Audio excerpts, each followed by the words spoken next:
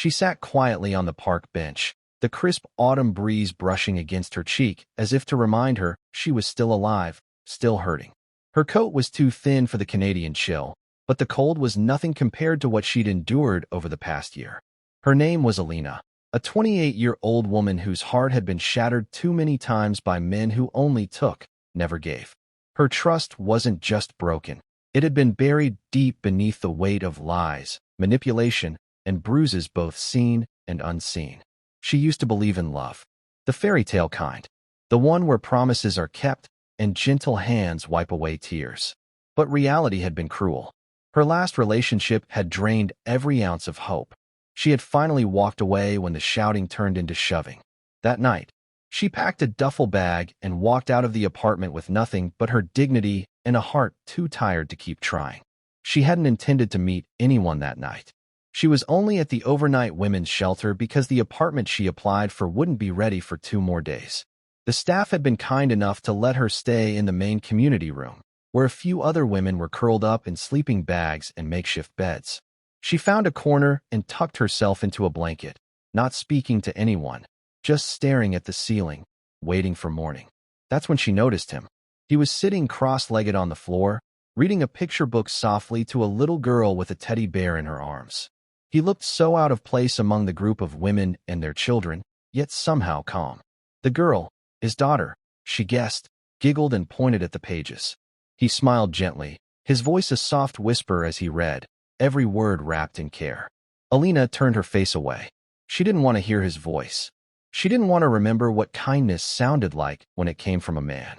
She had trained herself to look for danger in their eyes, to flinch at sudden movements, to walk faster if footsteps followed her after dark. Her body remembered every lesson pain had taught her. And yet, his presence that night wasn't sharp. It wasn't loud. It was still. As the lights dimmed and quiet settled over the shelter, Alina wrapped herself tighter in her blanket. But she couldn't sleep.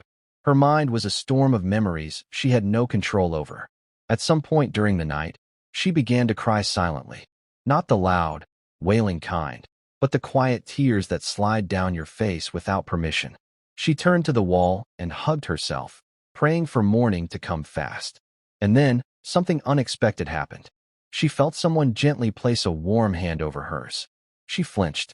Her body tensed. But the hand didn't grip. It didn't move. It just rested there, light as air, still and silent. She turned slowly and saw him. The man. The one with the daughter. He didn't say a word. His eyes met hers, not with pity, not with expectation, just understanding. His daughter was asleep on a mat nearby, and he had noticed her crying, probably by chance. Alina could have pulled away. She could have told him to leave her alone. But something about the way he sat there, offering comfort without demand, made her stay still. His hand was warm, not in a romantic way, but in a human way, as if to say, I don't need anything from you. I just want you to know someone sees your pain. They didn't speak a word all night. He didn't ask her name, didn't ask what had happened, and she didn't ask about his daughter or why he was in a shelter. But he held her hand gently until her breathing slowed, until the shaking in her shoulders stopped, until the sun began to rise.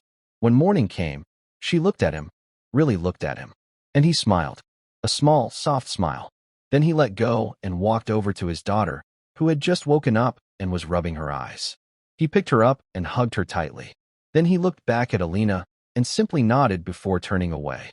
That day, something shifted inside her. It wasn't love. It wasn't a fairy tale. But it was the first time in a long time she realized not all men came with danger. Not all hands led to pain. Sometimes, just sometimes, a stranger could show you the kind of kindness that doesn't ask for anything in return. She never learned his name.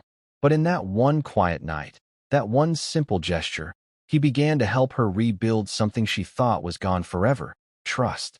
And as she stood in line later that day to get the keys to her new apartment, she whispered to herself, maybe not all men are the same.